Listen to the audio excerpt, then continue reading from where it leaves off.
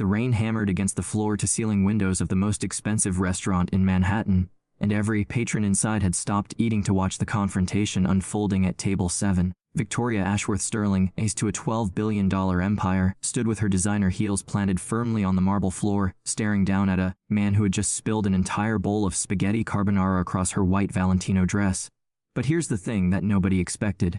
She wasn't angry about the dress. She was angry because she recognized him, and what she was about to say would change both of their lives forever. "You're the one," Victoria whispered, her perfectly manicured hand trembling as she pointed at him.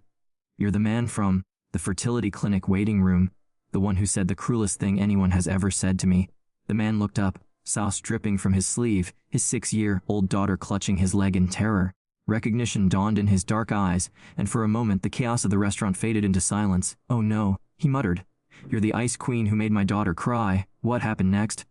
"Well, to understand that, we need to go back exactly 37 days to the moment when Victoria Ashworth Sterling made a decision that would bring her entire carefully constructed world crashing down around her." Victoria had spent her entire 34 years building walls.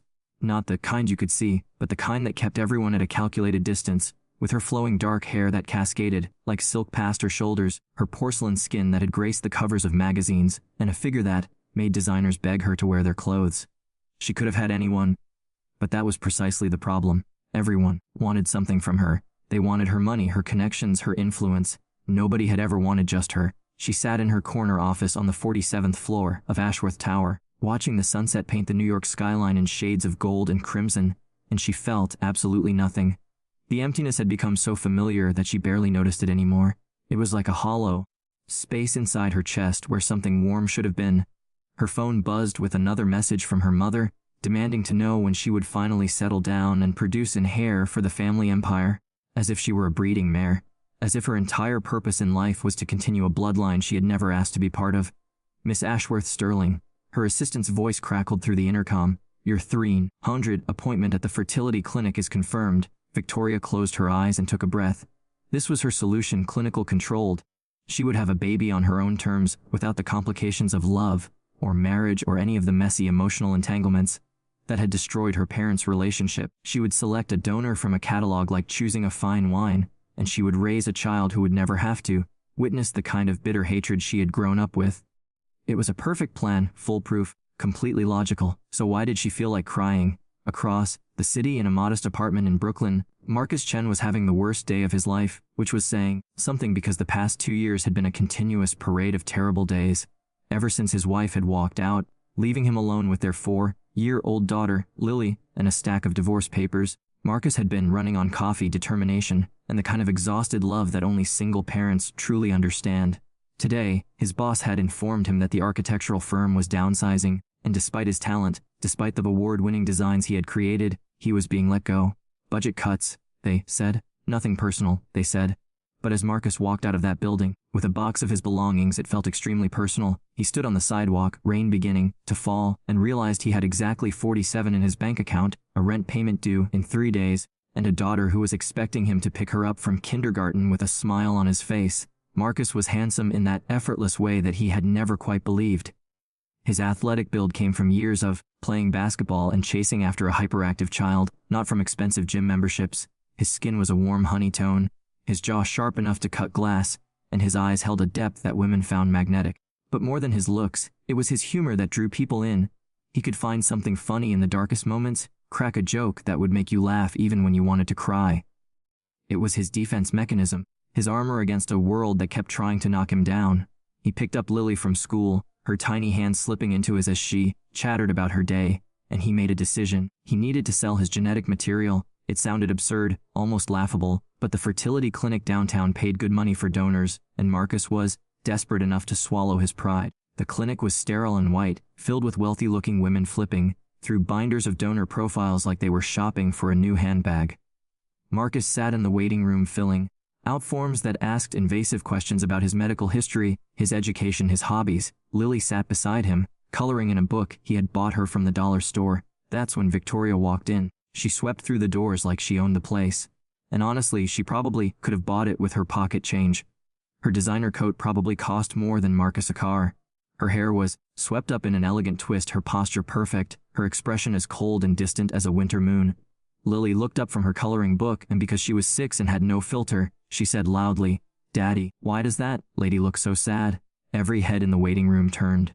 Victoria's perfectly composed mask cracked for just a moment, a flash of something vulnerable crossing her features before she rebuilt her walls. She looked down at Lily with an expression that Marcus couldn't quite read.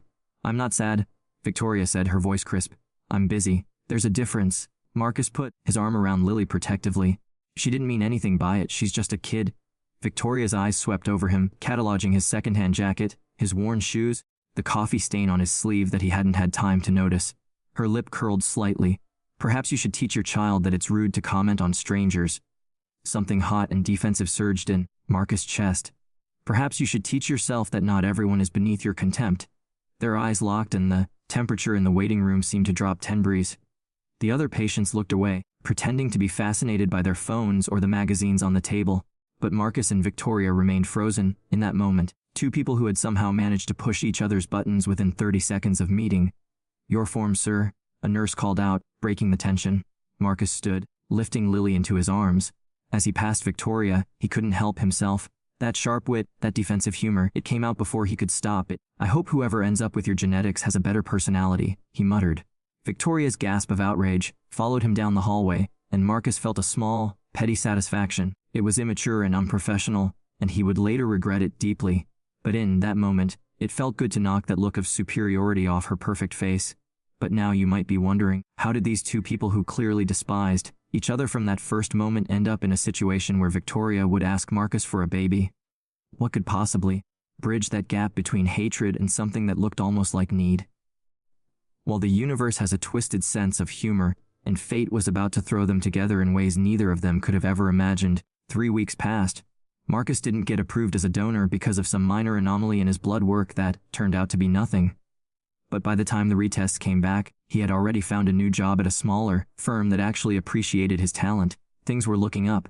He could breathe again. Victoria, meanwhile, had received news that shattered her careful plans. A rare condition. Her chances of conceiving, even with assisted reproduction, were practically non-existent. The doctor had been kind about it, using words like miracle and never say never. But Victoria understood statistics. She understood reality. She sat in her penthouse apartment that night, surrounded by more luxury than most people could imagine, and she cried for the first time in years. Her mother's voice echoed in her head. "The Ashworth legacy depends on you, Victoria. Don't disappoint me like you've disappointed me in everything else." There had to be another way. She began researching, and what she found led her down a path she never expected. Surrogacy was complicated, expensive, emotionally fraught. But co-parenting, intentional co-parenting with someone who wanted to be involved, who would share the responsibility and the joy. It was unconventional, it was crazy, it was everything Victoria usually avoided. But something about it felt right. The problem was finding the right person. She interviewed candidates like she was hiring for a position at her company. Men with impressive resumes, impeccable backgrounds, genetic profiles that would make any eugenicist weep with joy. But something was always missing. They were too eager, too polished, too obviously interested in her money. And then she remembered him, the man from the waiting room, the one with the sharp tongue and the sharper eyes, the one who had looked at her not with greed or admiration, but with genuine anger. The one who clearly loved his daughter more than anything in the world. She told herself it was logical. He was already a proven father. He had no interest in her money. He was healthy, intelligent, and genetically diverse enough from her own background to ensure strong offspring. She didn't admit, even to herself, that she kept thinking about the way his eyes had flashed when he defended his daughter. That she had dreamed about him twice. Dreams that left her feeling warm and confused when she woke. Finding him was easy. She had resources that could track down anyone. What wasn't easy was working up the nerve to approach him. But Victoria Ashworth Sterling had never let fear stop her from getting what she wanted. Marcus was working late at his new office, Lily at her grandmother's for the night when his phone rang with an unknown number. He almost didn't answer. Telemarketers had been relentless lately. "Mr. Chen." The voice was cool, professional, but there was something familiar about it that made his spine straighten. "This is Victoria Ashworth Sterling. We met at the Westside Fertility Clinic 3 weeks ago. I believe you insulted my personality." Marcus nearly dropped his phone. "How did you get this number?" "That's not important. What is important is that I have a business proposition for you. I'd like to meet tomorrow evening, 700 Restaurant Alessandro on 5th Avenue. Are you serious?" "I'm always serious, Mr. Chen. Where's something presentable?" She hung up before he could respond. Marcus stared at his phone for a long moment, his mind racing. He should ignore this. He should block her number and forget that arrogant, infuriating woman had ever existed. But curiosity was a powerful thing, and despite everything, he found himself wanting to know what could possibly make someone like Victoria Ashworth Starling seek out someone like him. He showed up the next evening in his best suit, the one he'd worn to his brother's wedding 4 years ago. It still fit mostly. The restaurant was the kind of place that made him feel like an imposter the moment he walked in, all crystal chandeliers and white tablecloths, and waiters who looked like they had master's degrees in condescension. Victoria was already there, seated at a private table in the back, looking like she belonged in a painting. Her hair was down tonight, falling in glossy waves past her shoulders. Her dress was deep burgundy, elegant but somehow less armor-like than her previous outfits. And when she looked up at him, there was something in her eyes that looked almost like nervousness. "You came," she said. "I wasn't sure you." Marcus sat down across from her. "Honestly, I almost didn't. You weren't exactly friendly last time we met. Neither were you. You implied I was a bad father. You implied I had a terrible personality." They stared at each other and then something unexpected happened. Victoria's lips twitched. Marcus felt his own mouth curve upward.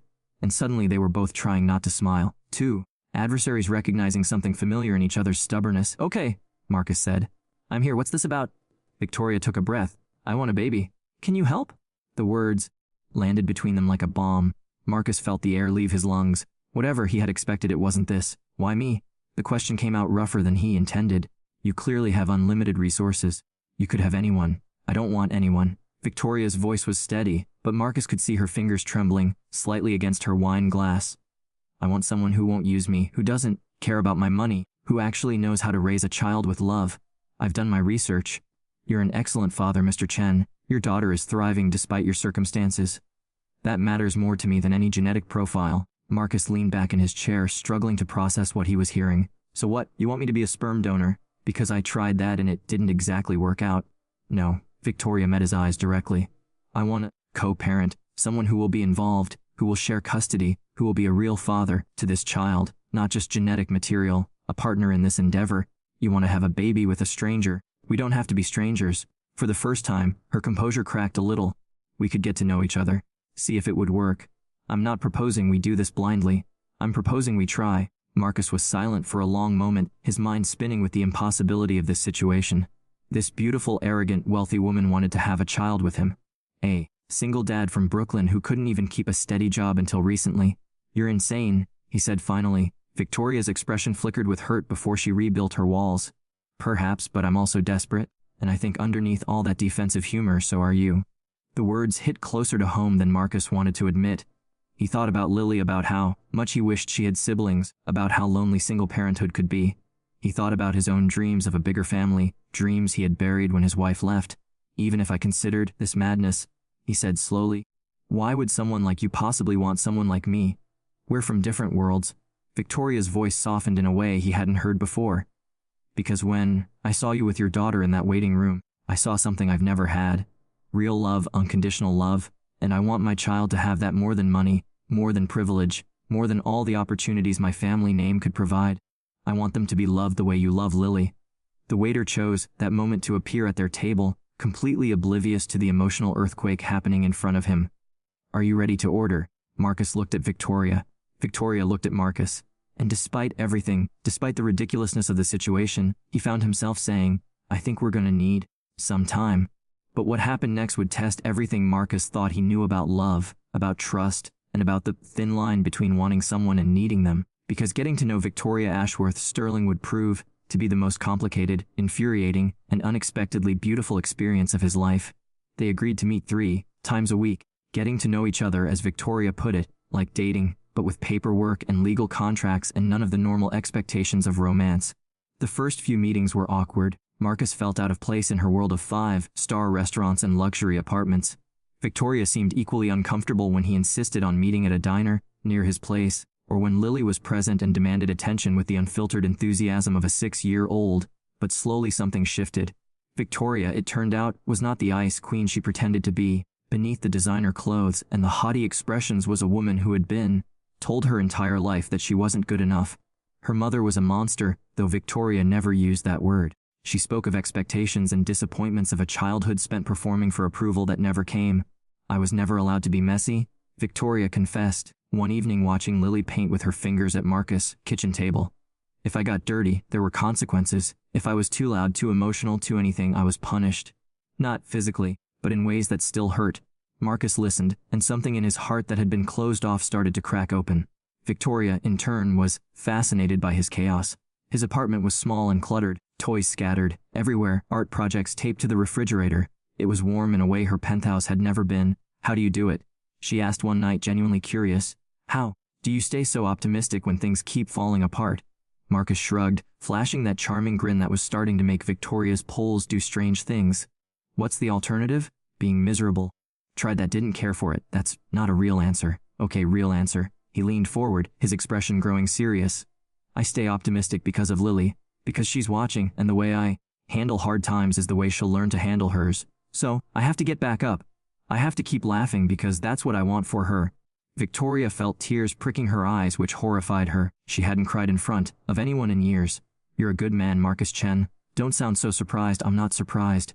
She reached across the table and hesitantly touched his hand. "I'm impressed. There's a difference." The touch sent electricity up both their arms.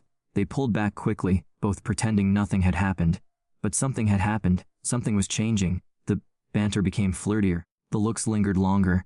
Marcus found himself thinking about Victoria when she wasn't around, wondering what she was doing, whether she was eating properly or working herself to death, as she tended to do. Victoria found herself smiling at her phone when his text came through. Little jokes and observations about his day, photos of Lily's latest artwork, random thoughts that made her feel included in his life. One night, walking back from dinner, the rain started without warning. They ducked under an awning, pressed close together in the small space. "You know," Marcus said, his voice low, "when we first met, I thought you were the most insufferable person I'd ever encountered." "The feeling was mutual," Victoria replied, but she was smiling. "And now I think you're only the third most insufferable." She laughed, a real laugh, not the polite society version she usually deployed. Marcus felt it hit him in the chest like an arrow. "Who's first and second?" she asked. "My ex-wife and her new husband." "Fair enough." Victoria looked up at him, rain misting around them, her eyes reflecting the city lights. "For what it's worth, I think you're only moderately annoying now." High praise from the Ice Queen. "Don't call me that." "Why not?" "Because when you say it, it doesn't sound like an insult anymore, and that terrifies me." The words hung between them, heavy with meaning. Marcus reached out slowly, giving her time to pull away. His hand cuped her cheek, gentle and warm. "Would it be crossing a line if I kissed you?" he asked. "We haven't even decided if we're doing this baby thing yet." "That's not what I asked." Victoria's heart was pounding so hard she was sure he could hear it. Maybe some lines need to be crossed. He kissed her under the awning while the rain fell around them, and Victoria felt something she had never experienced before. Safety, belonging, like she had been wandering through a storm her whole life and had finally found shelter. But happiness in Victoria's experience never lasted, and just when she was starting to believe that maybe, just maybe, things could be different, her mother arrived. Elizabeth Ashworth was a woman who had turned manipulation into an art form.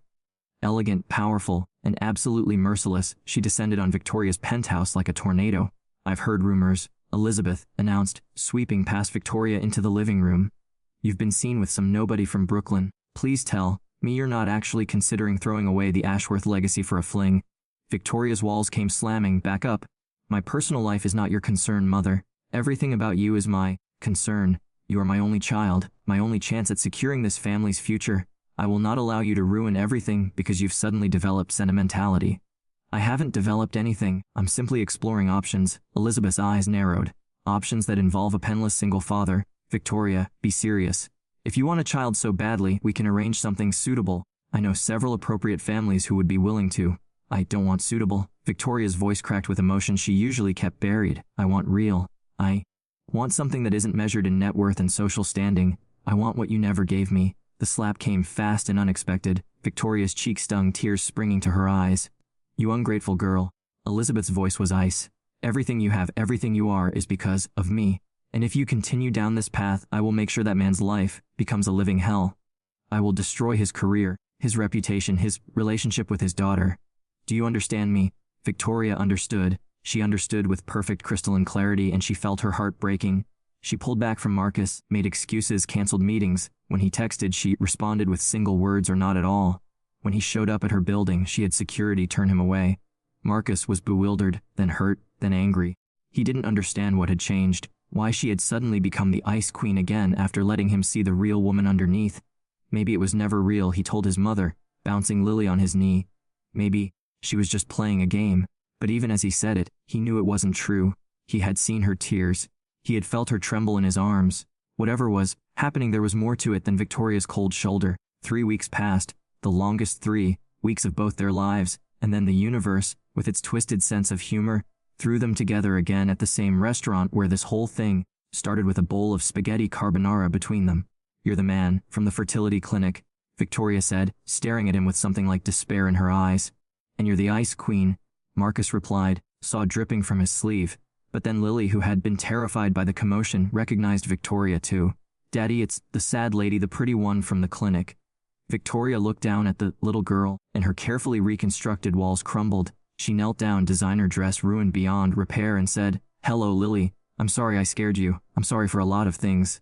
She looked up at Marcus, tears streaming down her face, completely uncaring of who was watching. "I need to tell you the truth about why I pushed you away, about my mother, about everything." The restaurant was completely silent. Every person watched as Victoria, Ashworth Sterling, billionaire heiress, knelt on the floor in a ruined dress and bared her soul to a single dad from Brooklyn. And Marcus, looking down at her, made a choice. "Not here," he said quietly. He extended his hand. "Come with me. Both of you need to talk to me, but not here." They ended up at a 24-hour diner 3 blocks away, the kind of place Victoria would never have entered a few months ago. Lily fell asleep in the booth, her head in Victoria's lap, while Victoria told Marcus everything. About her mother's threats, about her fears, about how she had convinced herself she was protecting him by staying away. "She'll destroy you," Victoria whispered. "She has that power. She's done it before." Marcus listened. And then he did something Victoria never expected. He laughed. "Victoria, I've been broke. I've been abandoned. I've been at rock bottom so many times I'm starting to think I own property there. Your mother doesn't scare me. She should, maybe. But here's the thing."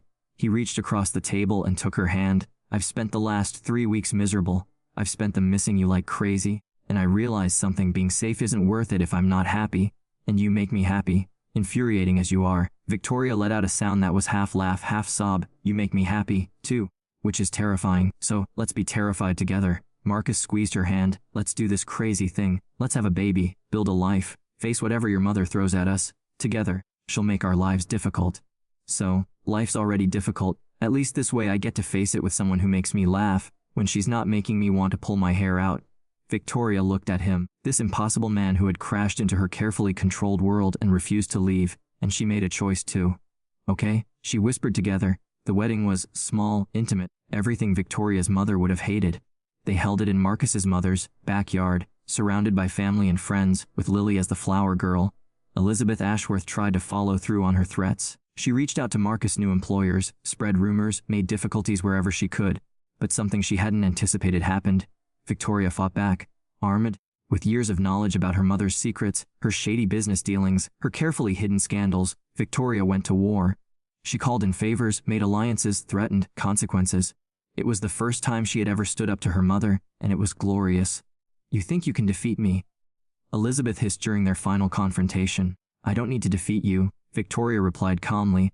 "I just need you to understand that hurting my family comes with a price. One you're not willing to pay." Elizabeth backed down, not gracefully, but completely, and Victoria, for the first time in her life, felt truly free. A year later, Victoria sat in the hospital, exhausted and radiant, holding their newborn daughter, Grace Chine Ashworth, named for the quality Victoria had spent her whole life learning and that Marcus had taught her to embrace. Lily sat on the bed beside them, fascinated by her new sister. Marcus stood with his arm around Victoria, tears streaming down his face that he didn't bother to hide. "You know," he said, "when we first met I never imagined this." "Neither did I." Victoria looked up at him with eyes full of love. "Thank you for what?" "For showing me that it was possible. All of this, a family, love, being happy." She reached up to touch his face. "I spent my whole life believing I didn't deserve it. You proved me wrong." Marcus kissed her forehead. "You deserved it all along. You just needed someone stubborn enough to make you see it." "Daddy," Lily interrupted. "Can I hold her now?" They laughed, carefully arranging the baby in Lily's arms while hovering protectively, and in that moment, surrounded by the family she had built against all odds, Victoria understood something profound. Life wasn't about being perfect. It wasn't about control or money or meeting anyone's expectations. It was about connection, love, the messy, complicated, beautiful reality of building something real with people who mattered. She had spent her whole life running from vulnerability, believing it made her weak. But standing here now, heart wide open, she had never felt stronger. If you're watching this and you recognize yourself in Victoria's story, the feeling of being unworthy, of building walls, because you're afraid of being hurt, I want you to know something. Those walls might feel like protection, but they're actually prisons. And the bravest thing you can do is let someone in. It might not work out perfectly. It probably won't. But the alternative, living your whole life safe and alone, isn't really living at all. So take the risk. Open your heart. Let yourself be seen. Because the love you're afraid to pursue might just be the love that changes everything. And speaking of love and connection, if this story touched your heart, if it made you feel something real, please take a moment to like this video and subscribe to our channel. Every like and subscription helps us create more content like this. Stories about love, hope, and the courage to be vulnerable. Hit that subscribe button and the notification bell so you never miss another video. Your support means everything to us, and it helps us keep bringing these stories to life. Now, I want to hear from you. Drop a comment and tell me where you're watching from today. What country are you in? I love knowing that these stories reach people all around the world, and I read every single comment. Let's build a community together. Tell me your story. Until next time, remember, you are worthy of love. You are capable of change, and the best parts of your story might still be waiting to be written.